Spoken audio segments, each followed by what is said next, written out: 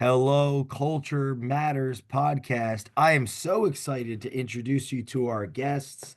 Before I do that, we are here on New Year's Eve 2024, the Lollapalooza 2024, the year of Jubilee, 4 a.m. to 7 p.m., back to back to back with the real culture of the Culture Matters podcast.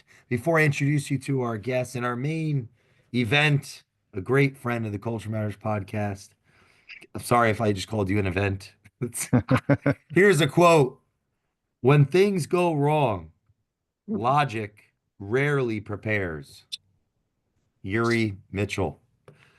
Our guest today has been on the show, episode 581, season 49, and episode 209, season 18. Christopher Tighe, the man, the myth, a gentleman I've been grateful to meet in the year of 2024. I want you to meet two of my close friends, people that are part of the Culture Matters podcast that mean so much to us. And for the listeners that have been following along, they just listened to Mike Drop Calhoun, Mike Calhoun, founder of Board of Advisors, and Vinnie Candelore, founder of Aesthetic, leader of One T Media, and so much more, artist extraordinaire, and Andrew Berman, uh, an unbelievable presence on the Culture Matters podcast, all gathering together and learning and growing. And Chris, Mike, I met on July 4th, 2018, and Oh wow. immediately we knew it was the meeting of two personalities, like a chemical reaction. If there's any Hmm. yeah, it's like the mixing of two chemical substances. If there's any reaction, both are transformed. And Vinny Candelore, if he has any more value to offer, I'm gonna explode. So Chris, meet Vinny, Chris, Mike, Chris, What's up, Vinny? you already Nice to know meet each you other, Chris, which guys. is cool. And here we go. Let's great to go, meet you. baby. Woo! 2024. What else are people doing? Chris, how you feeling? Did you go to sleep or did you just stand up? No, I got some sleep last night. I'm good. I'm usually at the gym around this time, so I'm okay. How many times do you think you worked out in 2024? Tell the truth. Um, okay. So sometimes a workout for me is just a 1 hour walk. It's just like I need to move, right? So to include that Yes, percentage include wise, that. I Yeah, would that say makes sense. 95% of the year I worked out. I did something. I like that.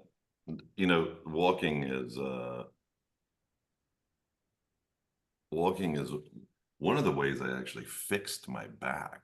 I Hmm. had a very, very serious back injury, motorcycle accident. Fixed my back just through the gentle, like long. I mean, I would walk and walk and walk, but it became a meditation Hmm. for me, where a lot of people want to listen to music or do whatever. I would just, it would give me time. Like I am addicted to kind of being busy. So I would be able to be busy. I felt like I was creating progress, but it was also this moment of not being busy in my mind. And it was just a great way to meditate and think. And you almost get back from like a 45-minute hour walk where you're like, the endorphins of the exercise and the benefit of movement, but the clarity of mind. It's a really good activity. I Hmm. think people underestimate Oh yeah. walking done right. Hmm. Oh, walking done right. Yeah, that's right.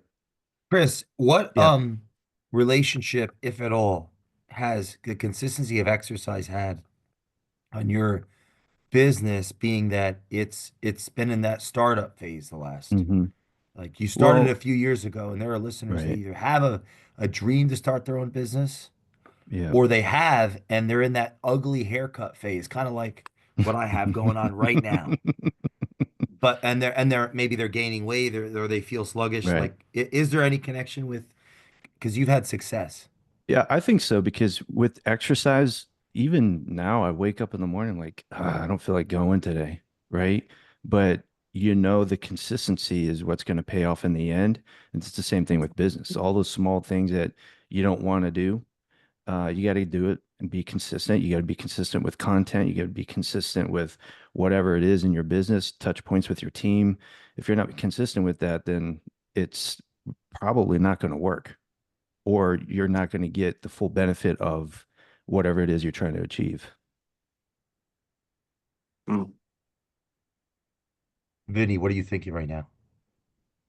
Well, I obviously just meeting Chris for the first time today, and I did a little bit of research when you sent me his page. I mean, you know, you look at all the things that you were, different phases of your life between military and police officer and all these things. Um, do you feel like you always had that discipline? Do you feel like you always had that mindset that um, you know, sorry, my little girl just woke up. She's coming down to say hello, and I'm sorry. Hey, Good morning, Look baby. at that. I'll be that's right up. cool. Okay. That's Culture. cool. I love you. That's cool. Um, when did you learn the discipline? When did you learn that it was about the long distance rather than Yeah, a quick fix. Go in the gym yeah once and you feel like you got a six yeah pack. Um, so yeah, I grew up a kind of a short, chubby kid. And when I turned 15 years old, I knew that I could get my worker's permit and I can go get a job somewhere. My motivation to get a job was to get a gym membership. And I was telling someone this the other day. And, everyone that I knew, I want to get a job so I can go drive, or I want to make some money or whatever it is. Like for me, I wanted a gym membership because my parents weren't going to pay for it. So once I got that job, the motivation there was to go get a gym membership, be consistent with that, start working out, and just one fueled the other, right? I want to continue doing this. So I'm going to continue working, right? And I'm going to continue working because I want to continue this gym membership and I want to start taking these supplements and I want to do these different things, right? So it that started when I was 16 years old and it's never gone away. Sometimes I wish it would because I'm like, I'm kind of tired, man. Like, I don't want to work out this much, but then I start feeling guilty and I'm like, that's not who I am. That's not who I want to be. And that's not, my kids, when they go to school in the morning, they see dad out there working out, and they need to see that because they need to know when they're 50 years old, what we do in our family is that we still get after it. What, And what that, do you mean and I, out there working out? What are you doing? Working out in the yard? no, no, well, I go to the gym, but also I have a gym in my garage. So No, if I'm guys, crunched I on think time, he's in I'll his work out at front home. yard. He's actually showing everyone in the neighborhood they are complete wussies. He does it every day.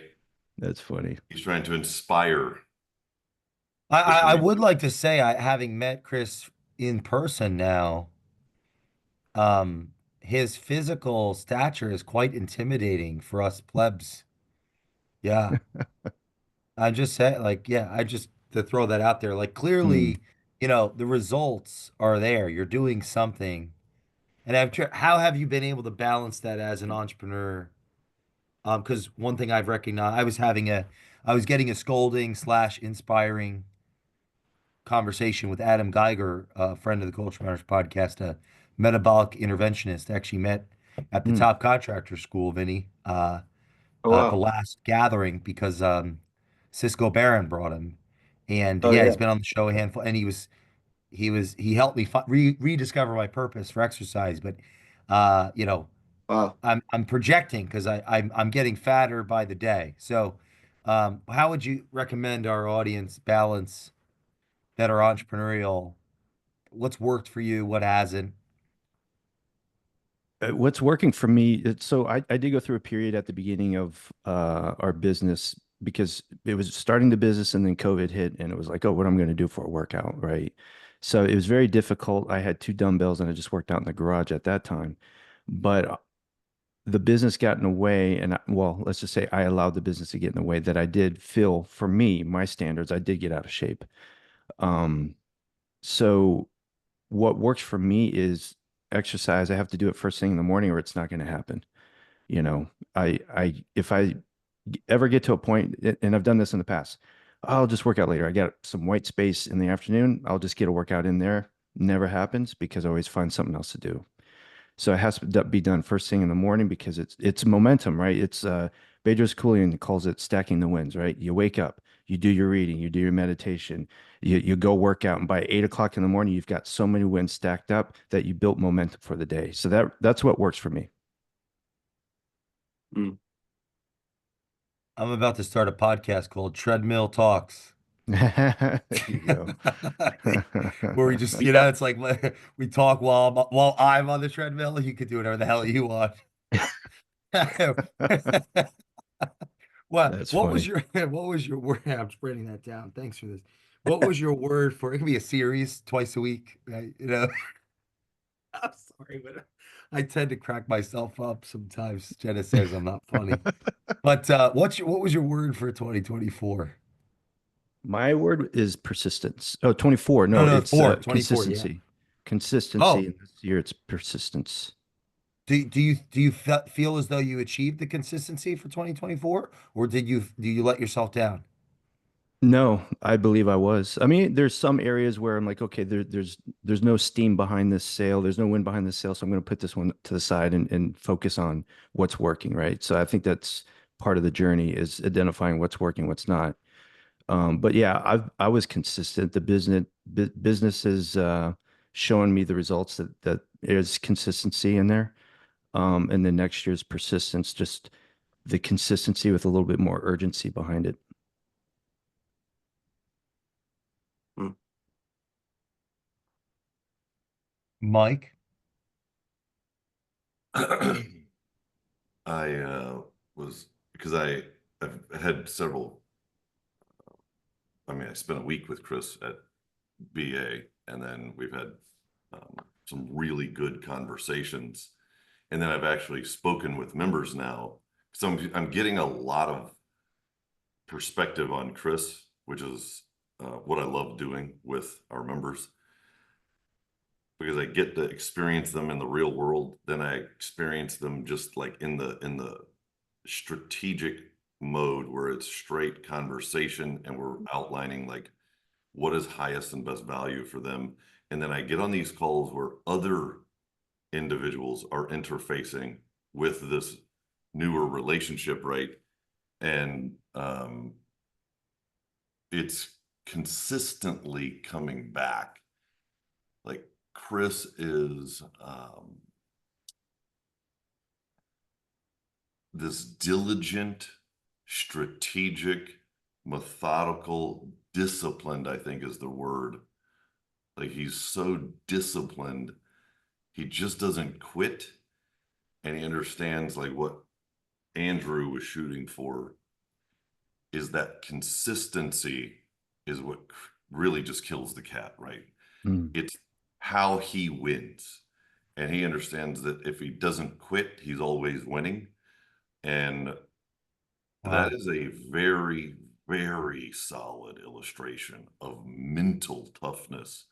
But where I'm at is I'm wondering what created the requirement and what process, what pain did Chris go through to arrive at this mental discipline?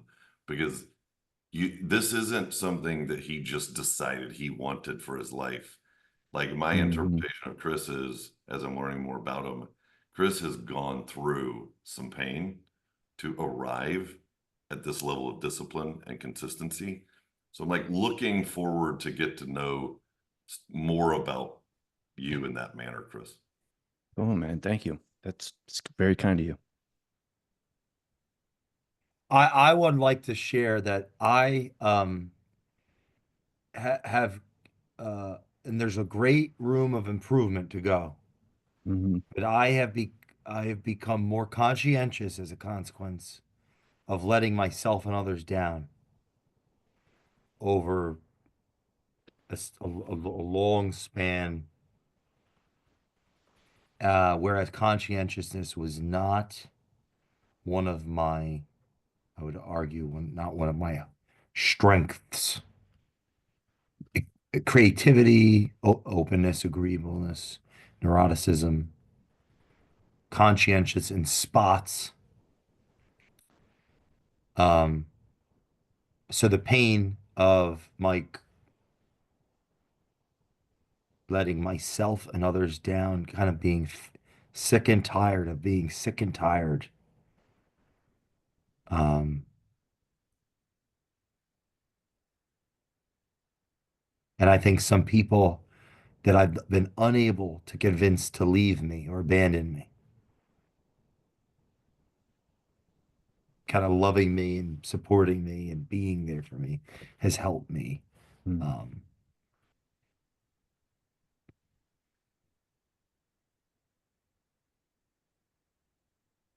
Yeah, I wanted to just say that as I'm sitting here, I feel like,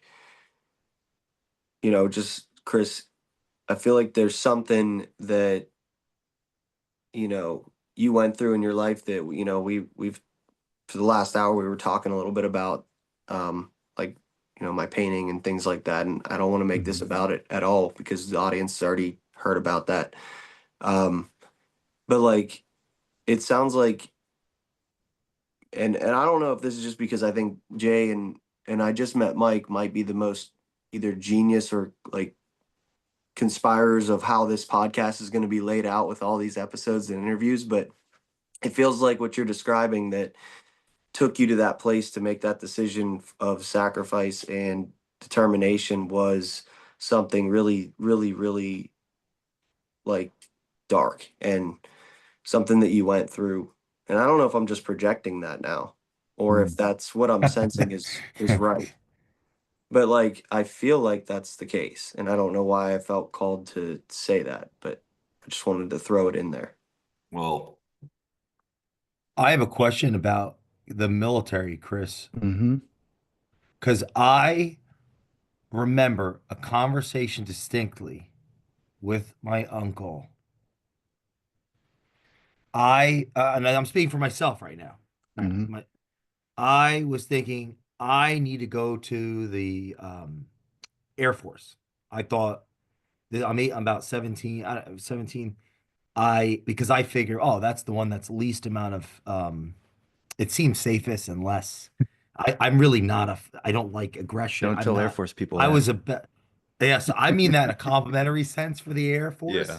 I, um, I was a bouncer, but I was very good at de-escalation. I stopped all the fights before they started. Mm-hmm. It wasn't until I was unfortunately addicted to testosterone that I got involved in some of the scraps. But so I went to my uncle. I said, I'm going to join the military, and he convinced me out of it. But Mm. something in me knew, I'm speaking for myself. I don't think this is the case for you. Um, and there's a question at the end of this, but like I remember, there's something in me knew I needed order. Mm. Something in me knew I needed patriarchy. Something in me knew I needed guidance. Destiny calls now. Ironically, I am that for so many. And so I thought immediately military. I was convinced out of it by somebody that loved me. So my question to you is based on my Mm-hmm. own, this is like going back to the beginning of my life. I was thinking, did the military help you, or what was your experience like in the military as it relates to becoming a man, to Mm-hmm. becoming a responsible person, and a person able to respond to things outside of your control? Um, the military for me was really reinforcing what I grew up with because my dad was in the Navy. Um, I felt like I've been in the Navy ever since I was a little kid because my dad ran it like a ship. To give you an example, in the Navy, if you have a shirt, you got to tuck it in. So my dad was always telling us, tuck your shirt in, tuck your shirt in. If you have belt loops on your pants, you need to be wearing a belt. So we'd be wearing jeans. You're like, hey, you wearing a belt? I'm like, no, I don't need to. No, you got belt loops on your pants. Put a belt on. So a lot of the things that my dad was kind of putting into us, and I have no idea why he was making us do those things. I guess maybe it's just discipline, but going into the Navy was an Cool. easy transition for me because it was what I was used to. My dad was a senior chief, and when I went to boot camp, my company commander was a chief, so I was used to seeing the anchors on the uniform and the guy in the khaki uniform yelling at me because that's what my dad did, So but it was an easy transition for me. But what I wanted out of it was, it's interesting. I was talking to this about this with someone the other day. When I went in, I wanted to achieve more than what my dad did. I wanted to achieve a higher rank. I wanted to have more medals than my dad. And not because it was a competition thing, but I just wanted to, maybe deep inside, I was like, I want to do something more than my dad. I want to be a version of my dad, but better. And I want the same for my boys. Right. So that was a goal of mine. But, you know, really putting myself in leadership positions, even if I felt uncomfortable, I did that often. I did that a lot. Um, and doing those things, volunteering for things that are non-traditional for my community in the military really helped me be exposed to a lot more things. And I had no idea why I was doing it. I was just bored, I guess. But looking back at it, all those experiences have really developed me into what I needed to be today for what I do now. And so that's really what the military has done for me. What branch were you in again? I was in the Navy. Navy, that's right. That's right. Yeah. Hmm. Yeah, the Navy does everything well. How does the Navy serve and protect our culture? Our culture, as in, Like our country, how does the Navy serve and protect? that's kind of a hard question to answer. Are you talking about just kind of, I mean, you know, Navy's got everything. They got Navy aviation, they got the sea, their ships. We've got land warfare with the Navy SEALs. We do just about everything. We have Oh, wow. information warfare. We play in the space world with the Air Force, even though the Air Force is more in the space world, Navy still plays a part of that. So the Navy has their hands in a lot of different things. My background is I was a linguist, so I did signals intelligence, and then I moved into information warfare where we dealt with cyber protection and electronic warfare, things like that. Um, so yeah, we do. The Navy does a ton of things, but Navy's not unique. Everyone's has their uniqueness. The Army and the Air Force, the difference is Army and the Air Force, they don't go on ships. What did you learn about leadership in that tenure? Like how to The get biggest, people yeah. moving in the Mhm. same direction? Well, I was just speaking at Steve Rosenberg's event last week, and he asked me Mm. to talk about leadership. And I remember the specific point where I wanted to become a leader. It was when I was a young petty officer, got to my first duty station, and you know I was painting some handrails. I was wearing a hat that was, you know, for me at the time was expensive, and we were in a no salute area. So I took my hat off, was painting, had a lieutenant come up to me and just started yelling at me because I was not wearing my hat. I put my hat on, got paint on it, pissed me off. I had to buy a new hat the next day. But what I remember from that is one, I want to be a leader. I want to be an officer one day because I want to treat people differently than how he made me feel. I want people to feel good when they come to work. I want people to feel really like Lieutenant or Chris Ty is going to take care of me. You know, he'll be hard on me, but he's going to take care of me and he's on my side because he wants to make me better. I want people to feel good when they experience my leadership. So that it was at that point in 1996 where I decided that I wanted to be an officer. Wow. Yeah, it's funny when I first interviewed Chris, he says, you know, I don't mind like growing the business and getting all the new um, projects for the construction company, and it's nice to feel the business growing, but what really drives me is providing opportunity to my Hmm. team, right? Like Yep. that's so cool that Yes. he found what organically he found the thing that creates culture and leverage for himself to be able to win at the highest level in business. So he aligns his energy by investing in the team, which becomes the army or the Mm. military for his business, which Yep. is what creates the success in his business, because it's easy to lose passion for a business, but it's really hard to lose passion for people, right? So Exactly. he very wisely, I don't know if it was on purpose, but it is a genius formulation of where you what lever you found to create outcomes and results and value in your organization. Yeah, just a quick story. I've got someone on my team. I think she's in her 50s. Hired her on. She writes all of my SOPs. She is very meticulous. She is so good at writing things. And we had our meeting. We meet once a week to go over our SOPs of like just, seeing what the status is, answering any of her questions. And she said, "Hey, Chris, I was able to pay off my house last week." I'm like, "What?" She goes, "Yeah, this job allowed me to pay off my house." And I was like, "Wow, that's amazing." Like, I would never expect to go into a meeting to Wow. hear that. But because of this job, and it's, because of this job, she was able to, one, use her skills, and she enjoys it and loves it and has a good time. Our business is better because of it. And she paid her house off. I thought that was amazing. I loved it. When I heard that, that just made my day. That's wild. Because most people never accomplish that, and it's the number one stressor in their life. Hmm. Wow. What core values comes to mind that represents that person that you're talking about?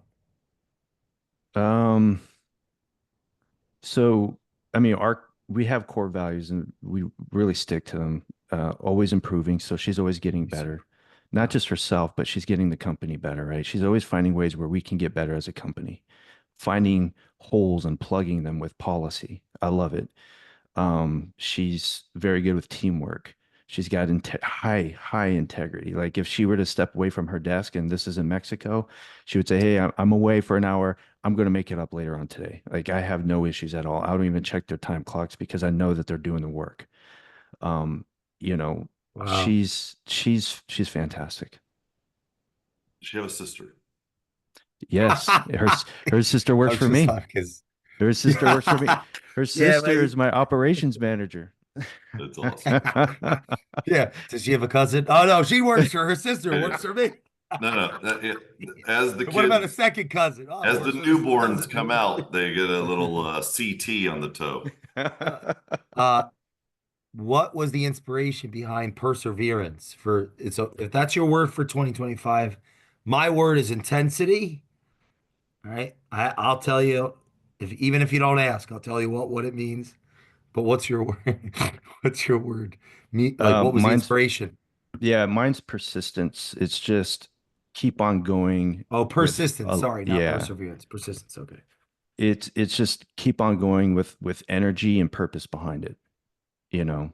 And that's what I this is going to be a huge year for us. It was amazing. Yesterday, December 30th, it's not even the new year yet.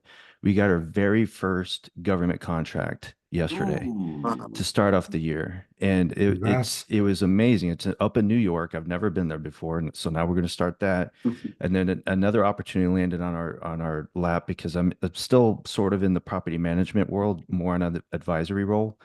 Large opportunity came across, so I I'm feeling it and I'm believing it. Next year is going to be a huge year, and persistence is going to get me there.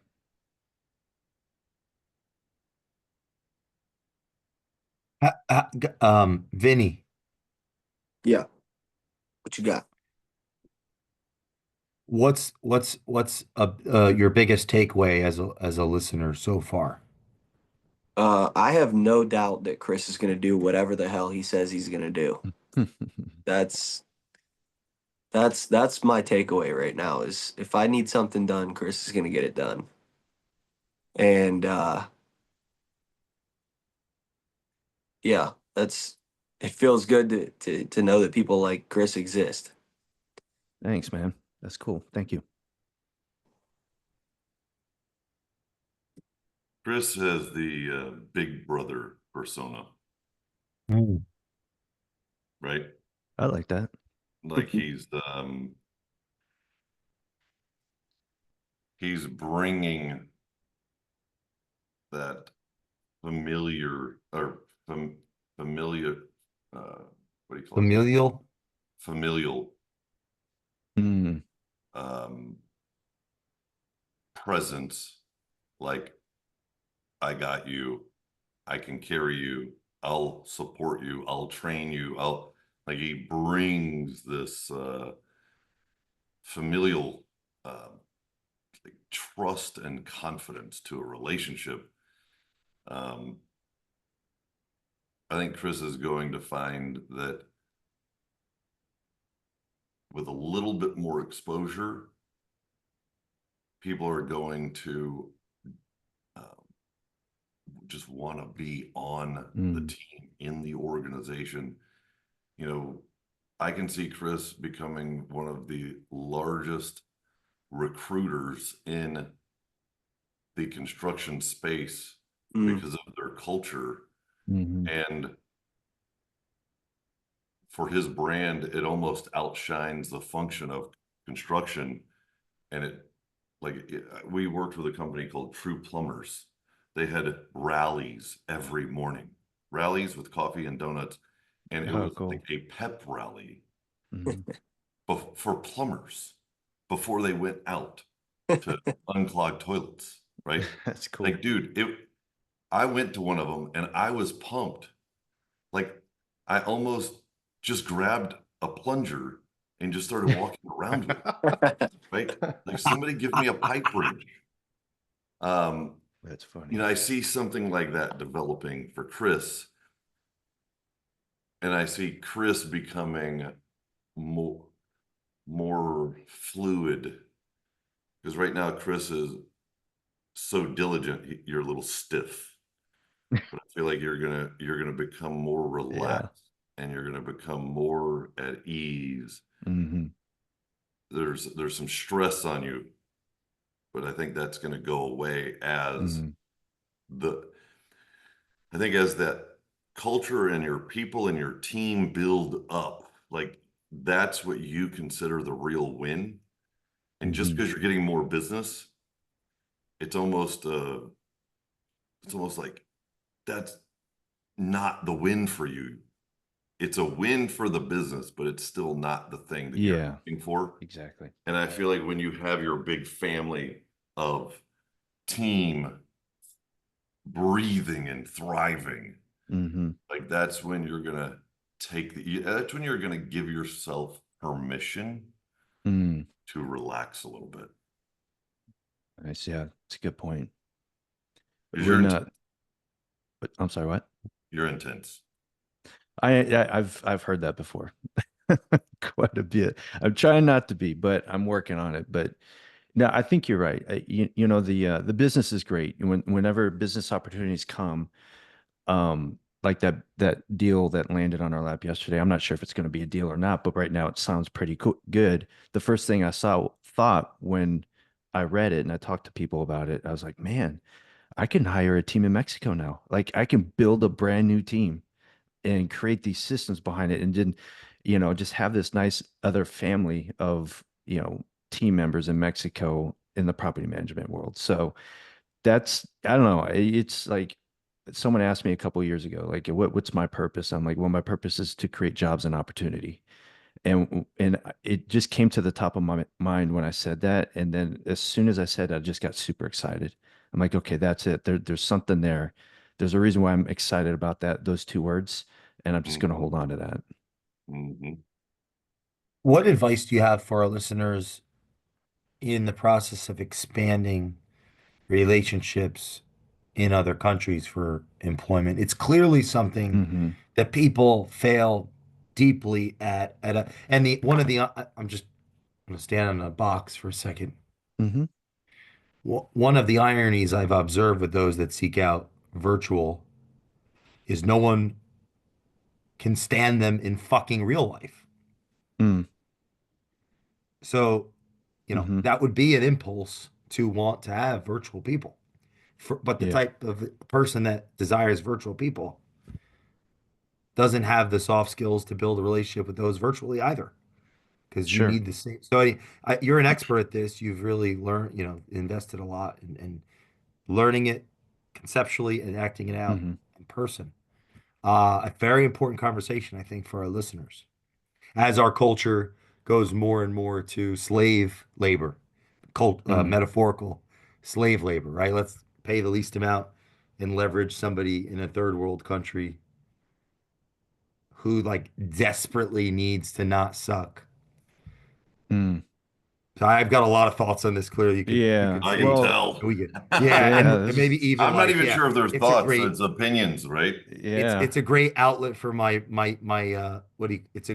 it would be a great outlet for my resentments in another medium to be Mm, utilized. yeah. Yeah. So It's almost Yeah, your, I don't know. You almost sound like you started painting a bad picture of about remote teamwork with that. But for me, it's well, I mhm, want to be clear. No, it's just what I've observed from work mhm, is that gotcha. it can attract Oh, gotcha. it. All right, you're free to do whatever you want. Well, then we'll see who the sinners are. Mm, Like you're free to do whatever you want. Oh, you don't have to love do it. And so, yeah, it's going to track. What are the consequences? That's what I mean more that I'm not mm, anti. It's the future in many ways. It's a yeah, challenge to people's character, but sure. it's Yeah. not a panacea for a bad culture, is what I'm saying. The bad culture where we kill our citizens, so we need new citizens to come in. Oh, gotcha. That's what I meant. Well, I'm not talking yeah. shit on. If like, in the virtual world, for my team or anyone I hire virtually, I'm hiring them because it doesn't require a handshake. They don't have to be local to do whatever it is they do, right? So that's number one. If there's no handshake required, they don't have to be here. It can be done anywhere in the world. I prefer Mexico only because they're in my same time zone.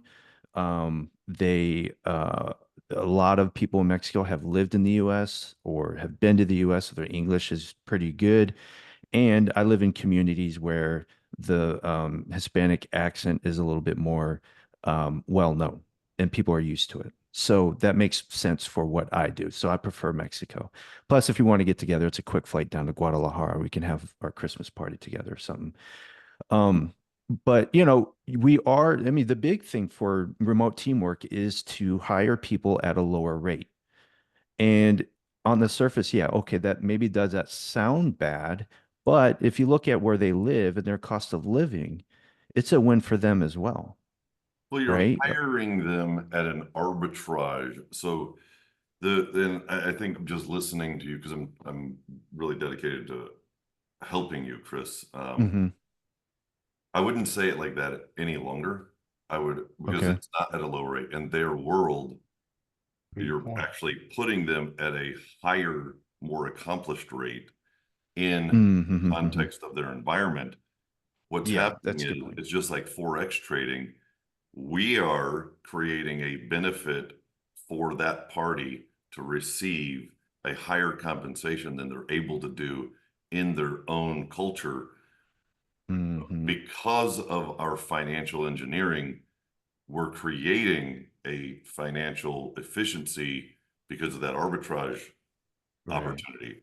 So in their Yeah. world, what we're doing is we're giving them an opportunity to earn more than they could because of the difference in the dollar, right? Right. So like, Yeah.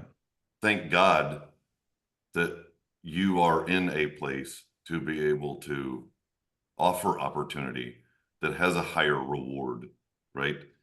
Because Right. they can't just move to America, right? Hmm. You're in a Hmm. way taking America and the benefits of being an American, not an Americant, but an American to Hmm. them. Hmm. Yeah, you're absolutely right. Absolutely right. Think So about my it. You have question people you earlier, actually really care about that you how do employ. you Hmm. how do you do that in a way that adds value to them? It doesn't take advantage of them. That's my question because this is the listeners may not have your soft skills, your Mm. your leadership skills. I want to elevate you. I'm saying they may not know what you know. If you could break down how you actually do that.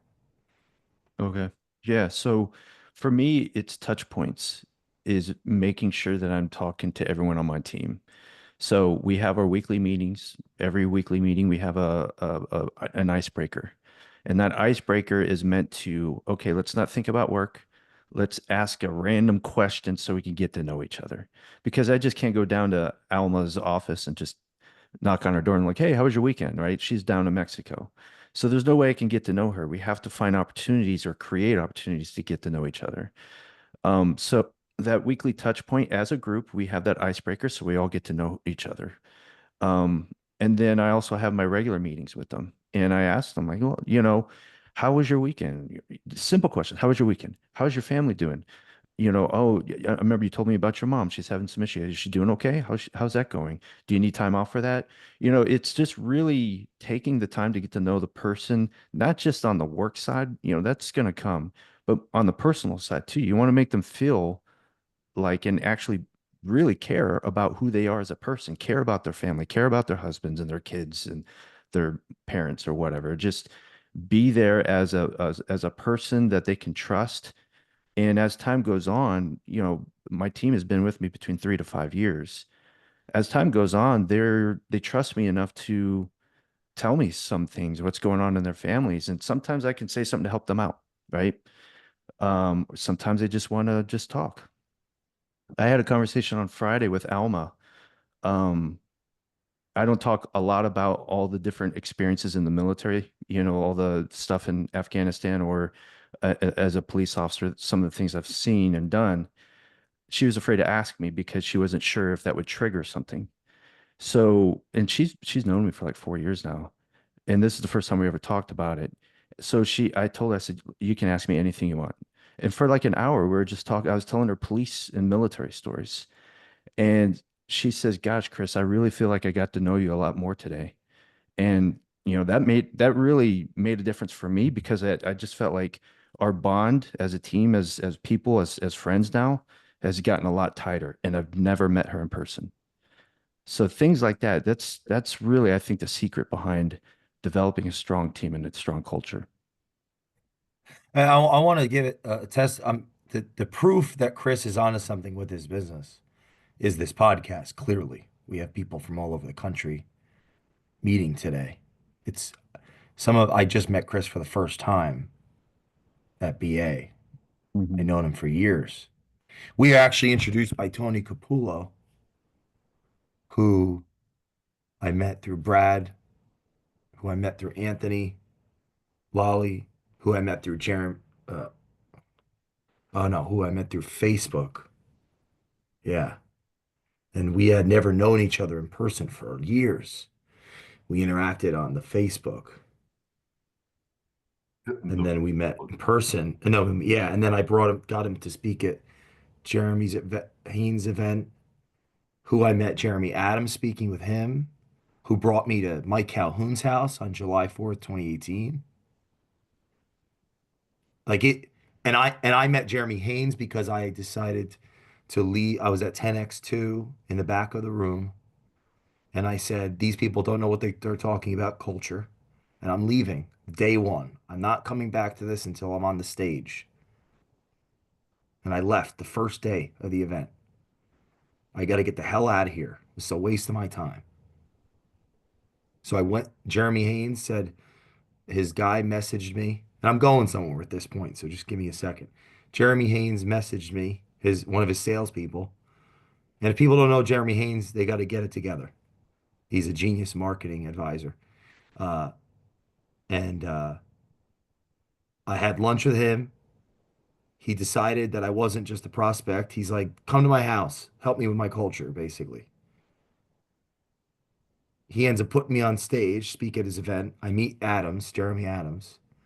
I brought Lolly, who I met from Facebook. Adams brings me to Jimmy Ralph's house. I meet Calhoun. Lolly brings me to Lightspeed. I meet Brad. Brad puts me on Dropping Bombs, episode 78. I meet Vester, who will be on the show later. It's all like I meet Vinnie because of, Benny introducing Vinnie to Brian. Brian, I meet on Facebook. It's like all of this is virtual. Everything we're Mhm. doing is virtual. So the reason I'm saying all that is because I want to be clear the audience gets the clarity that virtual is the future. This is Mhm. the point, something I admire greatly of Chris and something I've had to work my whole life to stop sucking at. Like, if we're not listening, virtual doesn't work and it's not a panacea to when we're just truly not good leaders in real life. And so a lot of like there are companies or businesses that are looking to get more virtual people because they just have such a terrible culture. Like it's North Korea. You need new people coming in where Mm. it's like, Like That's I'm great. some of my favorite people on my team are outsourced people because they're so mannerly and grateful. Like I get Mhm. texts. I prayed for this job, right? Like Americans don't send you texts telling you that they prayed and that they are so grateful to have the Mhm. opportunity to be able to support everything that you're trying to do. Like they just well, don't tell and you. Yep. but in Mike, and to affirm you though, like there are qualities that you exude that can easily be taken for granted. Like That's you're not where I was going, but the But no, but I want to affirm you though, like, dude, you're so bought in to your customers, your members. You are so inspiration. You are in this spirit. is for You're you, eating Chris. vitamins. You Nice. are this is I talked about this with Billy B yesterday on the podcast. Bill Ryman, who I met through Brian, through Top Concert School, right? It's all connected. You are so committed, Mike, to your customers. It's inspiring. Why is it inspiring? Because you are in spirit. I think there's a sacrificial element to service. You serve your customers to such a degree. I don't think service happens without sacrifice. Like I sacrificed the shower this morning so I could get on. Like I wasn't strong enough in other contexts, Hmm. meaning I didn't get up like Christopher Tighe. So basically, I sacrificed the shower. I mean, we could all be doing other things right now, but we're sacrificing for each other to bring value to our listeners. Bro, So I just want to affirm you. You're inspiring because you're in spirit. When you sacrifice your time for you serve your customers, there's a sacrifice and it's inspiring. So I just want to say if somebody's in another country, uh, yes, we're leveraging the fact that they might need to work hard for you because they like literally can't eat. They've got cockroaches crawling all over their Mhm. eyelids at night. But like you're the type of person, you're so engaged. People can feel that energy and it matters. And somebody that's listening that just wants people at a lower cost to do things that they need them to do, that doesn't build that human connection the way Chris does, we can all learn from, that also doesn't work as hard as you, like as sacrificially as you. I want those people to wake up. That's why I'm on this Mm. soapbox here. Like, wake up. You're not gonna get the value on the virtual the way that Chris does or Mike does or I do, right? Because these are you're all my virtual friends. Like many of the Mhm. people. Like, this is a virtual community. And it is so important. That's what New Year's Eve is about, the Jubilee, as Mike puts it. 2020, like this is what this is about. This is a virtual day for us to be in spirit together. We could be in person, but we don't have to be because we live in a virtual world. But it's not a replacement for the in person. So Mike, if you, I'm sure you have so much this value to share from that. So I mean, the so funny part is it makes you want to pay them more Mhm. because you're like, God, finally. It's funny what gratitude does. Mhm. You know, when they come to you and they say that, you're thinking, man, I just don't want to lose this person because they're so positive for the culture. They're being truly grateful, and you're like, whoa, can't lose that. Maybe I should give them a like bump. So Mhm. it's wild how the what do you call it? The absence of it with the many times entitled domestic talent. You know, they're constantly almost there's like a constant underlying current of their entitlement where you're trying to squeeze more out of them. And then when you have this gratitude coming from a culture where they're on time, mannerly, disciplined, well trained. They're not relying on a hyper competency over here and lots of deficiencies over here. They're trying to really be competent across the board for their role. You're like, whoa, Mhm. let me take care of them before they ever have to ask, right? Mhm. Um, yeah, it's a good feeling. That shows your character and your heart, I think. You talked about this earlier. Recognize. What did you say about recognize? This was hours ago. Recognize and Oh recognition. yeah. If we Well, could end on this, I think that'd be awesome. I think our not even our role, our mode as an owner, founder, CEO, as a creator, our mindset on a daily basis is head in the game, right? So let's say we walk into any environment. When I walk into an environment, I could be having a horrible day, but I'll shift. I mean, I'll shift and I'll be head in Mhm. the game. I will understand who's in the room and I will recognize 93% of the people in this environment are distracted, deluded, not paying attention, undisciplined, but there will be two or three or four that are, their head is in the game. They are Mhm. paying attention. They're looking for the value. And it doesn't mean there's not value in the others. They're just not on that day. Their head's not in the game. They're, Mhm. they're, my attempt to engage is not going to stick. We're going to miss the reaction of the connection. And my role is to recognize who is paying attention. And it's extremely easy to create the connection because if you can recognize that and you reciprocate with paying attention. I mean, dude, this guy over here in the corner, he's he's recognizing me, I'm recognizing him. There's something there. That's how you make the most of the moment. It's being on as often as you possibly can, recognizing those who are switched on and creating as many reactions as possible as we go throughout life and our day so that because it's like playing a video game. Every time that reaction, when we find the one in the environment that's on, we recognize and we invest in them by paying attention. Because when you recognize them, you're actually giving them recognition, Mhm. right?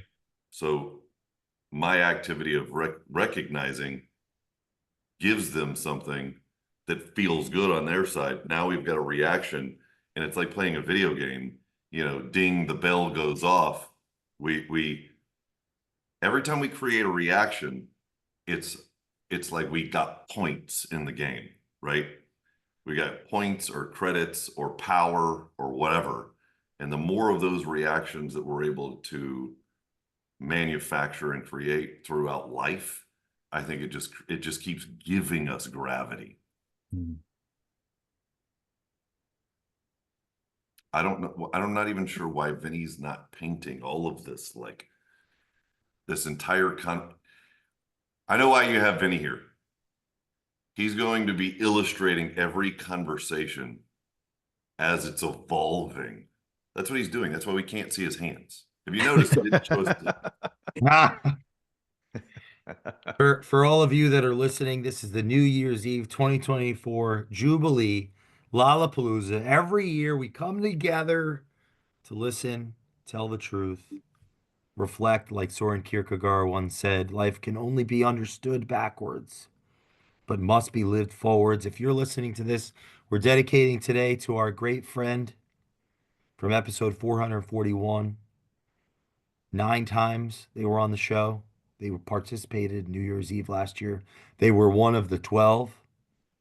who participated in New Year's Eve last year, John Schwartz, who meant so much to us. Go listen to that episode.